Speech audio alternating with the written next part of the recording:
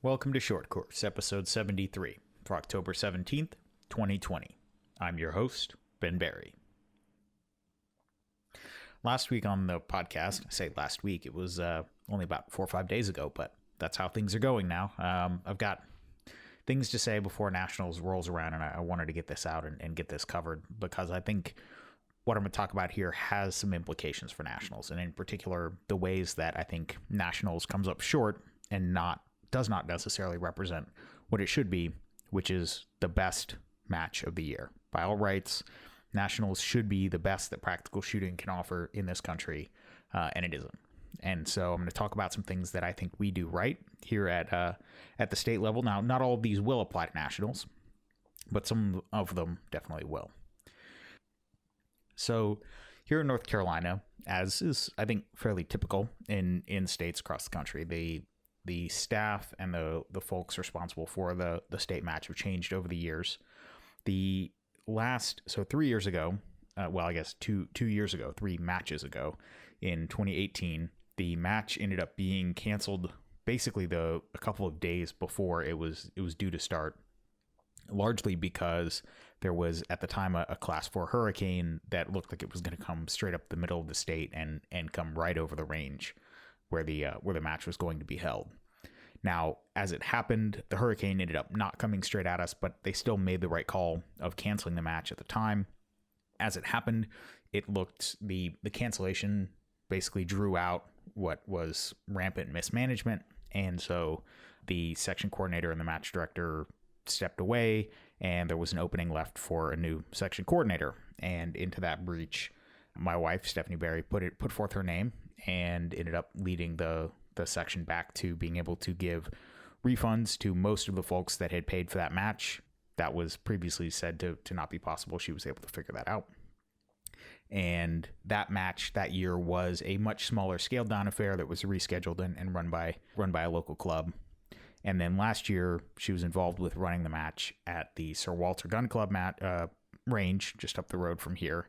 And then this past year, it was at a different club, but she was sort of the common element. So there were a lot of lessons learned from last year or experiments tried last year that were carried forward this year. One of those that I think was successful last year and this year is the format of the weekend is that setup day was on Thursday, the staff shot all day Friday, and then Saturday had 2 sessions, an AM and a PM session with smaller squads. And they obviously shoot the match in a half-day format, so it's much quicker. I think in both cases last year and this year, it was 9 stages in roughly 4 hours. And then Sunday, you had larger squads, but it was an all-day format. So you would start a little bit later in the day, and you would have a larger squad, and then your whole squad would just go through, and you'd start, say, around 10 a.m., finish around 3 or 4 p.m. So you had a little bit more time between having to shoot the stages, so you had to shoot less frequently. You had a little bit more downtime. But honestly, some people really love the half-day format, especially for a level 1 state match. There are folks that will drive up, the morning of, so they'll sign up to shoot Saturday PM.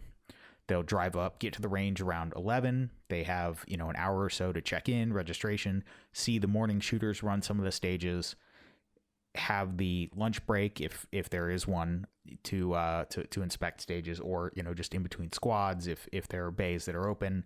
We always let shooters inspect the stages as long as there's a CRO around, of course. So they come in at 11, they start shooting at 1, they're on the road by 5 or 6, and they can get home. So it's even if it's a 4 or 5 hour drive, it's doable. It's a lot of time in the car, but that's a doable arrangement if folks want to drive and do the whole match in one day. Personally, for me as a competitor, if I were just shooting the match, I would want to shoot on Sunday. I find having more time between stages, a little bit more downtime to visualize, having that extra just room to breathe, of having a larger squad, a few more people on the squad, that would be my preference. But one of the things that I think is good about this format is people can choose. People can figure out which option do they want. Do they want to just get it over and done with? Do they want to drive in Friday night, look at the stages after the staff have shot, shoot Saturday morning, and then be on the road and be home by dinner time? You've got various configurations that you can make work. Now, like I said, as much as possible, we like to give shooters as competitors, we like to give them a fair chance to look at the stages ahead of time. So part of that is having the stages available in the match book a week or two ahead of time, not super far ahead, but enough that people can kind of get a general sense of what they're going to be looking at. But then also, both Friday evening after the staff finish and then Saturday after the Saturday squads compete, if competitors want to look around, have at. This is a match that rewards people who invest more in it. Now, that said, I think it's fair to say that both last year and this year, none of the stages required more than the 5-minute walkthrough. And I think that is the way that it should be. I think you should not design a stage that requires more than 5 minutes to look through. Now, are there going to be stages where someone of a higher level of skill can look through it, and the more they walk it, the more little details and nuances they see? Absolutely. That said, the better you get, the quicker you recognize those nuances. So it may be that a stage with various interesting choices and target engagement orders, and do you come in and shoot this guy on the way in, or do you take this other guy on the way in and take him on the way out? All of those choices to a high-level shooter quite possibly can be made in a 5-minute walkthrough. So this is something that obviously in the US, we have a culture of allowing shooters to show up the day before the match. Now, this is not the way that it is in IPSC. Overseas, the culture is you're not allowed to inspect the stages until it is your squad's time to look at it and shoot it. And I think that has the effect of just completely removing an entire class of obtuse memory stage that is not possible to figure out a stage plan for in 5 minutes with the rest of your squad, 8, 10 people, all in the shooting area. There are some stages where the shooting area is big enough that you're not bumping into people, but a lot of these, especially these smaller memory stages that we tend to see, everybody's tripping over each other, especially if it's one of these where you can start on either side. And, some people are going right to left, some people are going left to right. There was a stage at the South Carolina section match this year that was like that. It was, I don't know, I believe it was starting anywhere outside the shooting area, but basically everybody either started all the way to the left and went left to right, or started all the way to the right and went right to left. And it was a 32-round stage. I spent probably at least 30 minutes before the match and then the 5-minute walkthrough just trying to refresh my mind. And even so, I did not execute that stage particularly well. And it was not a good stage. And so if that kind of stage is just removed from competition permanently, that's fine with me. And I think one of the standards, one of the sort of mental rules that match directors and stage designers can use to keep themselves honest about that kind of thing is saying, could a B-class shooter walk up and with a 5-minute walkthrough have a reasonable stage plan on this stage? If the answer is no, then it needs to be changed or simplified somehow. Now, that doesn't mean it needs to be made easier. You don't need to make the targets simpler, but if you can help to either provide some visual landmarks, break up the targets a little bit, just give a little bit of reference. Okay, there's a wall here, so there's 3 targets to the left of the wall, 3 targets to the right of the wall. Maybe you throw up some hardcover so you can tell whether you're seeing the same target twice or if it's a different target. You can add these little things that make stages more comprehensible and easy to plan without making the stages necessarily easier. But a good stage, especially at a level 2 or above level, should not require more than a 5-minute walkthrough. And I'll get more into that later, but I also am an absolutist about 5-minute walkthroughs. Anything shorter is complete false economy. It's bad for the shooters. It's bad for the staff. It should not exist. As far as I'm concerned, for a level 2 where you're driving from far away, you're paying more than a regular club match fee, 5 minutes is what it should be. All right, so we've covered registering, picking your time slot, and then showing up and being able to look at stages. Something else that the NC section has done differently the past 2 years that I think is good and worth emulating and has worked out well is when you register, when you check in. At a lot of matches, check-in is largely a formality, especially in these days where the match book is usually a PDF that's sent out online. Potentially, you may not even need it. And what's, I think, fairly common at level 2, non-nationals type matches where there is no prize table at the end by order of finish, but a prize table that's random draw.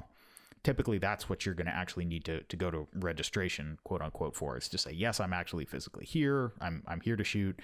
Check to make sure that your division classification is all correct. And then they say, okay, you won prize X. And then they hand it to you. And whatever it was, whatever the prize is, whatever was donated by the sponsor, you're the only person that sees it. You're the only person that knows it was there. Aside from whatever advertising in the matchbook, whatever banners that the sponsor gets, the actual advertising of the prizes themselves is basically zero. And I think in a lot of cases, this is why we tend to see prizes donated to matches that aren't particularly useful or aren't particularly, put the brand of the sponsor forward. It's just a way for them to give product so that they meet the monetary requirements to buy the sponsorship, so to speak. So that's problem number one. Problem number two, whatever thing that you randomly draw, you very likely have no use for. Classic example, a couple years ago at the North Carolina State match, I believe this would have been 2017. I shoot Tanfolios. I have for 4 years now. I won a Tanfolio Magwell, limited Magwell. I don't shoot limited. I shoot Tanfolios, but I don't shoot limited. I had no use for a limited Magwell. I ended up trading it. Actually, Stephanie ended up trading it for a Blue Bullets gift certificate. Everybody was happy. I do use Blue Bullets, but those kinds of gifts that are universally useful are pretty few and far between. And not to bag on the South Carolina match again, this is par for the course. This isn't really their fault. They're just doing, I think, what is industry standard with level 2 matches. But this year I checked in and I got a steel target stand, a little H target stand, put 1x2s in it, and it'll hold your targets. Problem is, I already have target stands. I already have metal target stands that I take to practice. They nest with each other. They're smaller. They're more compact. And this one was bigger. It didn't fit with those, and I didn't need it. And so I actually just ended up donating it to the gun club because easy come, easy go. I didn't pay anything for it, but it was of no value to me. I'm sure there was somebody of the 200 people that shot that match. I'm sure there was somebody who could have used that was building a home range or needed one more target stand for practice. There's somebody to whom that target stand would have been valuable, but it wasn't me. And so the different approach that the North Carolina section match has taken last year and this year is having a prize table that you walk in order of registration, actually. So at something like a nationals, you walk the prize table in order of finish, and so the person who does the best gets their pick of the prize. And obviously with a match, with a schedule like we just talked about, where some people are shooting Saturday morning, some shooting Saturday PM, and some are shooting Sunday, most of the folks who shoot Saturday, I dare say all, aren't going to be there on Sunday when the match is over. So you can't walk the prize table in order of finish.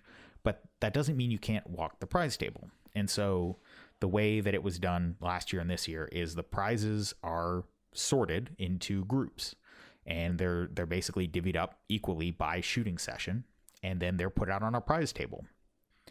And when you show up to check in for your session, you don't just get to show up Thursday morning or whatever and start walking the prize table. But when you show up to register for the session that's actually about to start, you're checking in, you get to walk the prize table. And yeah, if you're there first, if you get there earliest, you will have the best selection. Now, there may be some high dollar prizes, but they may be prizes that you don't necessarily have any use for. So for example, last year and this year, there were a number of LA police gear range bags on the prize table, both kind of backpack style and over the shoulder style. And for the folks that were able to get one and for whatever reason had a range bag that they weren't happy with, and they were able to pick one of those up, then they were really stoked. That was one of the more valuable prizes, just in terms of dollar value, that was on the prize table. But not everybody needs a new range bag. Some people have fancy ones. Some people have not so fancy ones that they're perfectly happy with. And so there is a slight advantage to showing up early, but is that any less fair than pure random draw? Probably not. And in the case of things, in any batch of gear, you're always going to get something that's pink or purple or, some kind of maroon shade that nobody really wants. And do you, if it's pink, do you look at the list of shooters and randomly assign it to someone who's signed up as female? Or in this case, you just put it out, and whoever wants to take the pink bag, maybe it's a dad who's getting it for his daughter who doesn't shoot USPSA, but he wants to get her into, coming to the range and just plinking around some more. Who knows? But the beauty of this is nobody ends up with a prize they don't want. And the sponsors get publicity even from the people who don't necessarily pick up their product. So a great example was last year. There were a number of laser engraved mugs and gift cards from a service just down the road called Zoo City Armory. And I think they do ammo reloading, but they also do laser engraving. So you can send them your gun and they'll laser engrave it or something or other. I don't exactly know. But what the upshot of it is they had a bunch of gift cards on the table, and a bunch of people saw those gift cards. And even if they didn't pick them, they looked at them and said, who is this? They started to see that Zoo City Armory supported the match. And so as a sponsor, the fact that more people get to see your contribution, and you're actually incentivized to send gear that in some way conveys your brand, instead of just, here's a bunch of gear that we had laying around, or here's, a bunch of miscellaneous stuff. If it's actually, whether if you're a powder manufacturer, you send packages of your powder, or what have you. The benefit is that you actually get some brand awareness. People get to see your prize, even if they aren't the ones who actually won it. And so it's a win for the competitors because they can actually pick the thing that's most useful to them. It's a win for the match because it incentivizes folks to show up to registration early instead of sliding in, just before it closes. And it's a win for the sponsors because they get more publicity. They get more than just the person that wins the prize gets to get some exposure to the brand. And so I want to see all matches go to this system. I think it's at least better than the random assignment of, hey, you checked in, here's the target stand you don't want. I think it's a great idea. It's worked out well so far. The one modification that we did make this year was the prizes were stratified into two groups. So one thing that we did notice last year is there were certain prizes that were noticeably more valuable, and they just immediately went first. So if you checked in and there was the first person to check in who saw a set of Hunter's HD Golds on the prize table, they were going to take it because either they could use it or they figured they could sell it, because that's a multi-$100 prize. Now, that's the way Hunters rolls. When they sponsor matches, they send product. All things being equal, from the match's perspective, it would probably be better if there were, 4 $100 gift certificates instead of one $400 item. But that's the way Hunters does it. And as a match director, to a certain degree, you're making soup with the prizes you're sent. So that is what it is. Not much you can do about it. But this year, the one modification was separating the prize tables into, there was some cutoff, I think like $75 or so.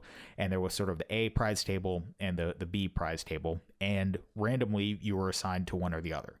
And so the one thing that this did is it sort of hybridized the early bird gets the worm aspect of last year's, just pure free-for-all prize table with the random selection aspect of a traditional match's way of distributing prizes. So if you walked up to registration and you got to pick from the higher dollar prize table, then good for you. You got to pick, maybe it was a range bag, or maybe it was, something slightly nicer. But on the other hand, even if you went to the other prize table, there were still pounds of powder. There were still $50 Blue Bullets gift certificates. There were still shirts and hats and mugs and that sort of thing. So, you could still pick the thing that you wanted, because even with something like that, some people have enough shirts. Some people can't get enough. Some people love having another, shirt to paint in or do yard work in or whatever. Some people, collect hats. And so even among the lower tier prize table, there was still this element of nobody walked away with a prize that they couldn't use. And so that was, I think, a good call. I think that was an improvement. It sort of hybridized, like I said, the aspects of the two systems. So there is still a bit of a luck element, whether you get the high or the low prize, but you still get to walk the prize table, evaluate your options, and pick the one thing that you actually think will actually be valuable to you. So I'd like to see that spread. I'd like to see that at more matches. So you're checked in, you've gone to registration, it's time to start shooting. And there are a couple of things that this match did. I mentioned it earlier, but I'll mention it here again because I think it is worth emphasizing as a competitor, the value of 5-minute walkthroughs. So again, if you didn't get a chance, if you got a flat tire on the way to the range or whatever, and you barely made it in time to start shooting, you get a 5-minute walkthrough and you get time to see the stage. Now, and this is true whether you were shooting on the smaller squads on the half day format or in the larger squads on the full day format. If you actually wanted to make the most of a 5-minute walkthrough, then shooting on the smaller squad is obviously going to be better. You have fewer people you're jockeying for position in the shooting area with. And in a lot of cases, folks did show up early, and so they've had a chance to look at the stage when no one was on it, and so you may be maybe half your squad is even in the shooting area or walking through the stage during the 5-minute walkthrough, but you get your time.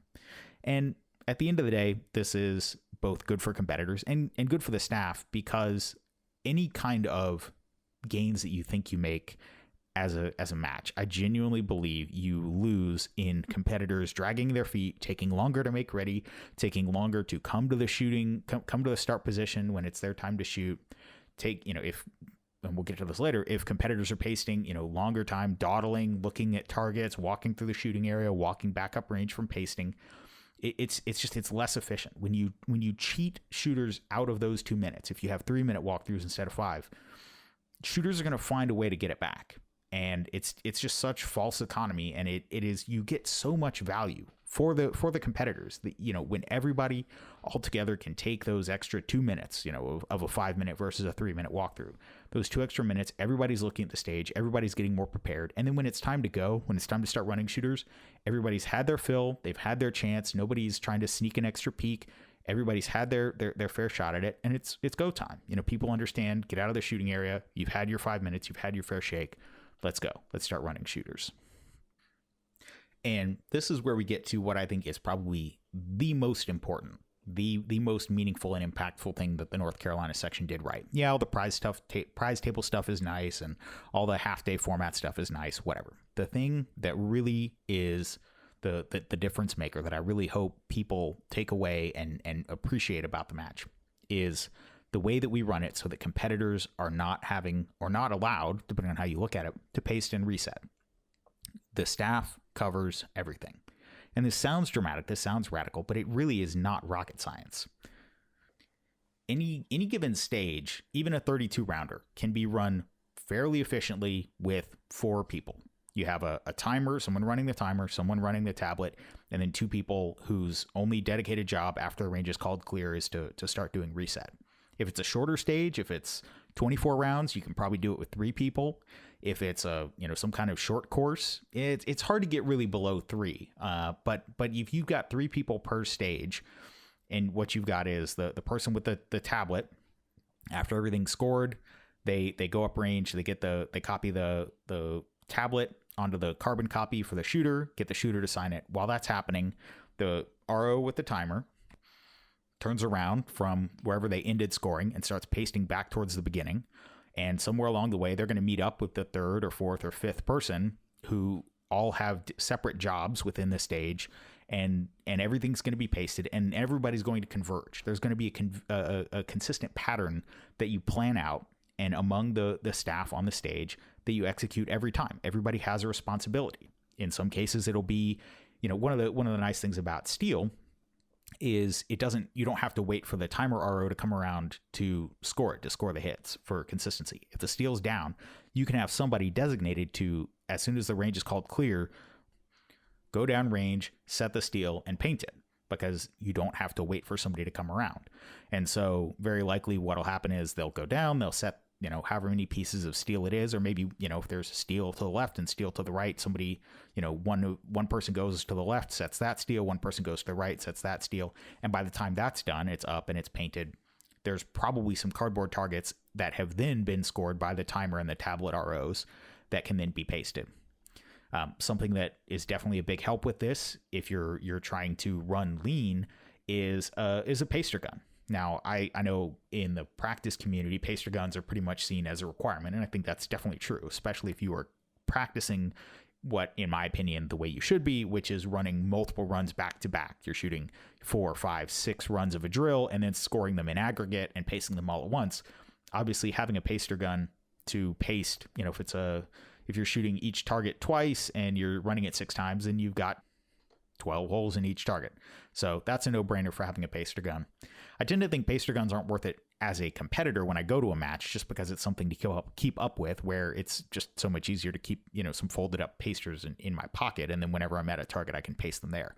But my rough mental calculus is that two pasters with paster guns is equivalent to at least 3 people without, in terms of resetting the stage. And so if you are in a situation where you're trying to do what the North Carolina section did and have competitors not be pasting or resetting, drop $500, $600, $800, whatever it is, and get a paster gun per stage. And, maybe it's a situation where one person takes the paster gun and they're the person on pasting duty, and they follow right behind the tablet and the timer RO. So as soon as the first paper target is scored, they're pasting it. And honestly, with a paster gun, you can pretty much keep up with an RO who's walking and scoring targets. It's about an even pace if you've got a paster gun. And so you've got someone with the paster gun, you got someone with the can of spray paint, and maybe the person with the spray paint goes and sets the steel and then paints it, and then there's 1 or 2 targets they can paste by hand.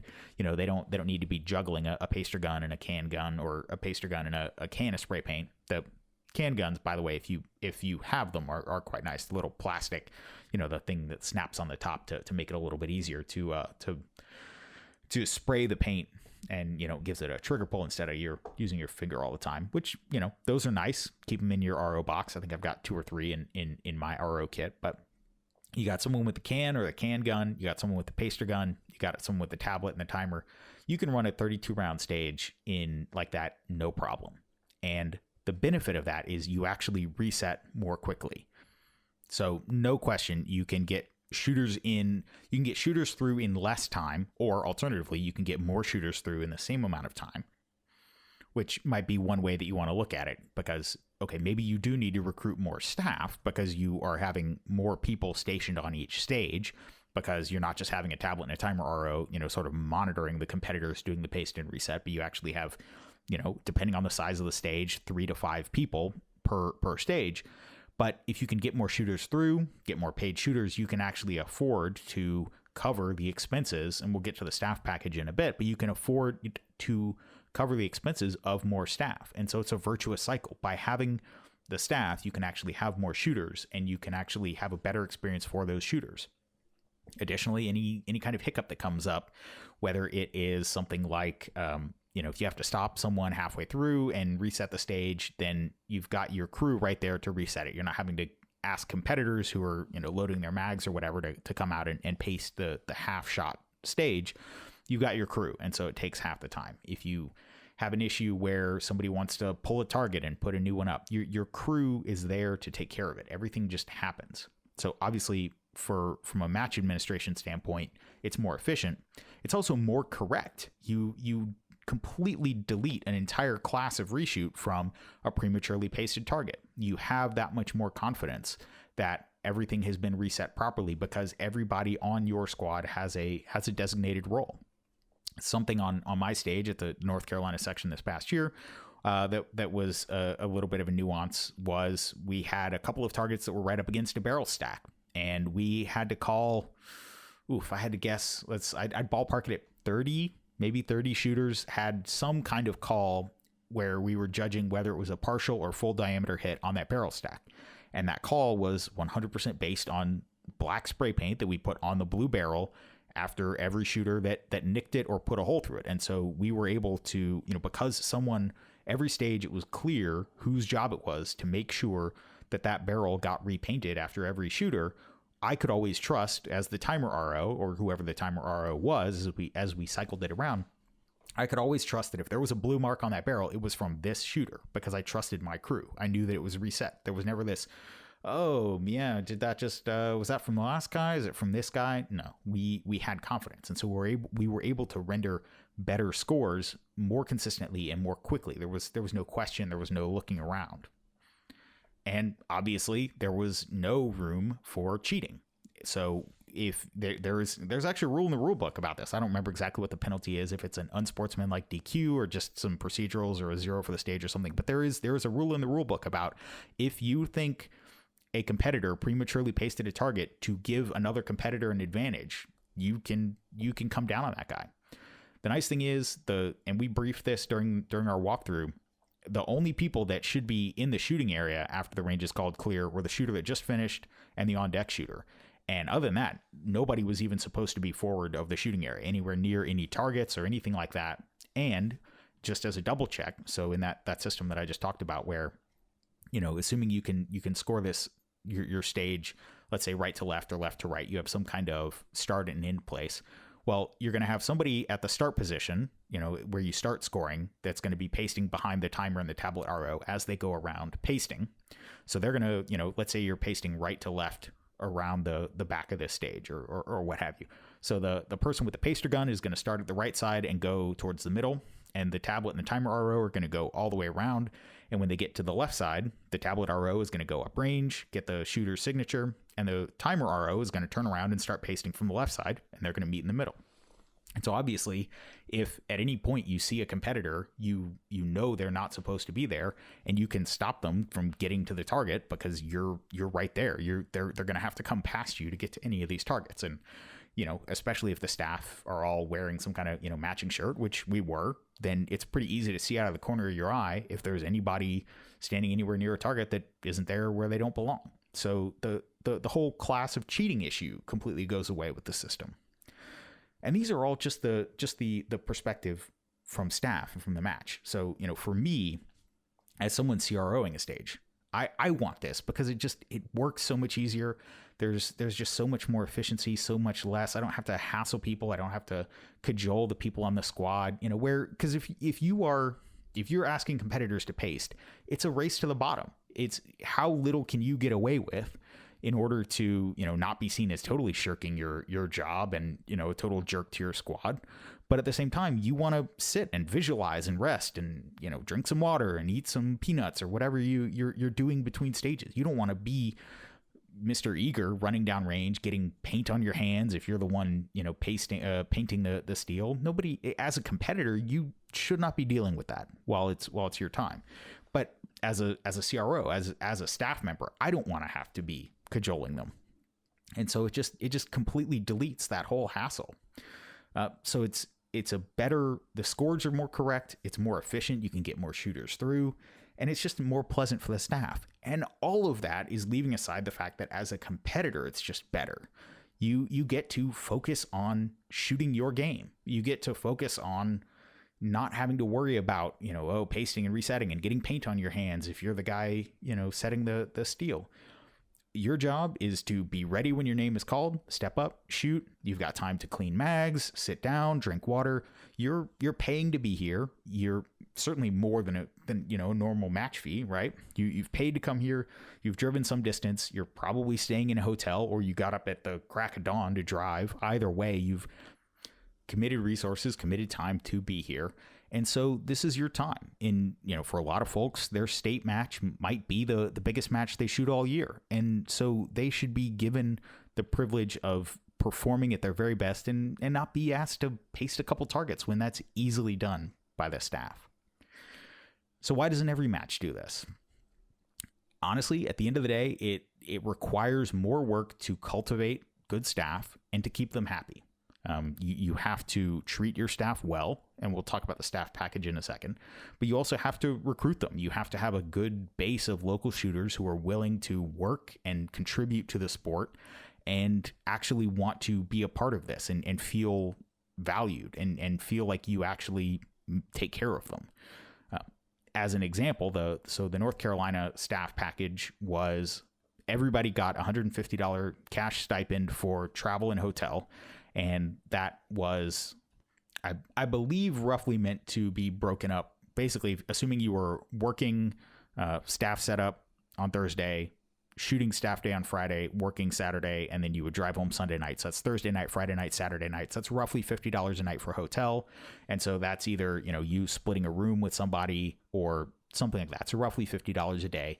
And then if you're coming from more than, I believe the cutoff was 50 miles away, you got an extra $100 for gas and extra time, on the road coming and going. And so the idea was you're at least not out of pocket for the money that you're paying just to stay in a hotel, assuming that you don't live 20, 30 minutes away from the range. If you do and you're able to stay in your own bed at night, great, more power to you. It's just a little extra spending money or whatever you want. But it's just a little bit of money that helps to defray the cost. So at least the staff that are working for you aren't paying out of pocket, aren't going in the red just to even show up. Obviously, you get your match fee comped, as well as the customary match shirt. And usually, though, we like to do something that is a little bit extra, a hat or a cup or something. This year it was mugs, little tumblers that I think turned out quite nicely. They have the logo and the year and everything, so it's it's something potentially useful that's not everybody has one of. And then the other element, and this is going to sound a little bit crazy, but it is boxed lunches for the ROs. So first off, just having good food. I want to speak very directly to all you match directors out there. You are not necessarily going to believe me, but your ROs, the way to their heart is through their stomach. A good RO lunch, I don't know what it is. People just appreciate it. It makes people feel taken care of. And it doesn't have to be anything fancy. This year it was like deli, like McAllister's deli sandwiches, but you got the sandwich, you got the bag of chips, you got the cookie, you got the, it was a nice little spread. It wasn't just, here's a PB&J and some saran wrap. It was a decent boxed meal, but it was, people could have a little bit of choice. It was like, when Steph would come around with the cart, it would be, you want ham, turkey, or roast beef. And there were a couple for the folks that did have some kind of special dietary need. When you're ordering a bunch of box lunches, you just put that in the order. And most of these places know to, you can say, Jimmy wants the vegetarian or whatever. And they'll mark that box. It'll say vegetarian and it'll say Jimmy's name on it. And so as the match director, you can just make sure Jimmy gets his vegetarian lunch. So you can accommodate people with dietary, whatever restrictions. And again, would you want to be dealing with that hassle for 200-300 paid shooters? Probably not. But what are we talking about? Let's say you've got 9 stages, an average of 4 staff. Some are going to be 3, some are going to be 5, but let's say an average of 4 staff per stage for 9 stages. That's 36 people. It's not, this is not unmanageable. And like I said, there's just something about having a good lunch that makes you feel taken care of as a member of the staff. Also, just logistically, having a boxed lunch means it's not getting flies on it if you take your time eating it. As staff, basically your only time to eat and your only time to rest, and this is another reason that 5-minute walkthroughs are good for everybody, is during the 5-minute walkthrough. Unless you've got a bunch of downtime between squads, which if your match is full, which it will be if it's good, if your match is full, your staff doesn't have a ton of downtime, and so they're probably going to be, it might be 2 or 3 squads before they can actually fully eat their lunch. But in those 5-minute breaks, they can eat the sub and maybe leave the chips or, whatever it is. But it's not like it's a plate of barbecue. It's getting flies or getting cold or getting warm or, whatever it is. Everything's already individually wrapped up, and so you can just kind of graze on it as you have time, as you're hungry, as staff. And it may be that, you might not be hungry right when lunch happens. So you just set your box to the side and you eat it a couple squads later. But it works. I know it sounds crazy. It's such a simple thing, but it makes a big difference for the staff, both to feel taken care of and just to not be worrying about, whatever it is, getting flies or getting cold. So you've got all that. You've got the stipend, $150 if you're within 50 miles, $250 if you're more than that. You've got the group rate at the hotel, pretty standard, that's open to competitors as well, but you can get a little bit cheaper fare if you can find it. So you got the group rate at the hotel, you've got your staff shirt, your staff gift, the lunch for the RO, and the one of the other things that the section match does is make sure the staff get a fair shake at the prize table. And so generally, the last 2 years, the way that's worked is staff day is given a fair divvy of all the prizes. If there are 8 nice range bags, 2 of them go on the prize table for Friday for the staff when they shoot. 2 of them go Saturday AM, 2 of them go Saturday PM, and 2 of them go Sunday. So that it's not like I've heard I've heard stories about matches where the staff, they get to pick over whatever's left on the prize table. That's their prize. No, it's not how it works. Staff are as much, especially at a match like this where the staff are shooting, they have their own dedicated day. Everybody gets a fair shake at shooting it. They get to walk the prize table just like competitors. And that's all it takes. And again, we're only talking about, let's say, 4 times the number of stages that you've got.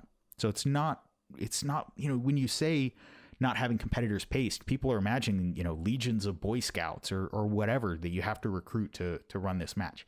It's not that bad. If you take care of your folks, you put the word out, people will want to work for you. And they'll feel appreciated. They'll feel proud, right? Even if you are not running the timer or the tablet, even if you're not a certified RO, just being a part of a well-oiled machine, being a part of a crew that runs a stage like Grease Lightning, that's a good feeling. You feel proud. You feel like you both got to shoot, you got to be a part of the match, and you also are a part of something that is providing a really world-class experience for everybody else. And this can all be done at any level too. There's no reason whatsoever that every match doesn't run this way. I think it is absolutely beyond belief that competitors paced and reset at nationals. It's ridiculous. We can do this at our state match. What the heck is the problem? It comes down to what I just said. It's staff recruitment. The staff packages for nationals are just bad. Now, I will say this year they went back, and for the first time since 2014, this year's nationals, I believe, are having a 2-day staff match. So the public are shooting the match over 3 days. The staff are shooting it over 2 days, which is fair. It's a little bit compressed, but it's still, you're not trying to rush through 22 stages in 1 day. So the staff package is getting better. I think they're realizing that that's part of the issue is when staff keep getting shafted, you keep getting low quality staff, which is honestly one of the reasons that I'm not going to nationals this year. Low quality staff, low quality stages, and just generally the match just is not high quality. It is not the best match of the year. And so I don't see the reason to expend the most resources to go to this match just because it has this title on it. I want to shoot quality matches, and I want to be a part of creating those where they don't exist. And I think the North Carolina State match was about the best we could make it this year. And every year we'll keep trying to improve it, but it's absurd to me. If we at a local state match can make it so that competitors don't have to paste and reset, in what universe does it make sense that you fly to nationals and you're on a squad with everybody else who's flown there, shipped ammo, staying in a hotel, rented a car, done all this stuff, and they can't get staff to work it? So I've got another podcast about this, about how to solve this problem. I've got some ideas about how to solve this, so some more specific solutions. But that's why I wanted to talk about this, is as you go into this weekend, as you go to nationals in Frostproof this year, just think to yourself, why are the competitors pacing and resetting? How much opportunity for cheating is there? How much inefficiency is there in the stages running slower, not being pasted efficiently? Maybe a target gets missed and somebody has to get a reshoot. All of these issues just go away when you have 3 or 4, depending on the size of the stage, maybe 5, 3 to 5 people, including the tablet and timer RO, working the stage. Maybe you got to shell out some money for some paster guns. Maybe you go to a hardware store and you spend $5 on some can guns. It's not rocket science. We're able to do this at a local level. The Georgia State match just did it, and it works fine. It is very doable, and it's utterly ridiculous that it's not done at nationals. And one last thing that I'll mention as well, that worked really well last year and would have worked well this year if Chrono had stayed in the match, is just pulling bullets from competitors' magazines for Chrono. Last year, it was a stage that I was on was the last stage, and so as shooters were going down range, one of the people who were not the tablet or the timer RO, so not the folks watching for enforcing the rules or the safety, someone would pick up a mag that the shooter had left on the ground as a part of the stage and start pulling rounds out of it. If there weren't enough, or if it was, say, a PCC shooter where they didn't end up reloading during the stage, then we would just ask them while we were taking them around and letting them see their targets, from that mag right there, the one I see in your hand that you just took out of the gun, give me 8 rounds. And we put it in a Ziploc bag. it would go with the squad to chrono, and then that's what would be used for chronoing.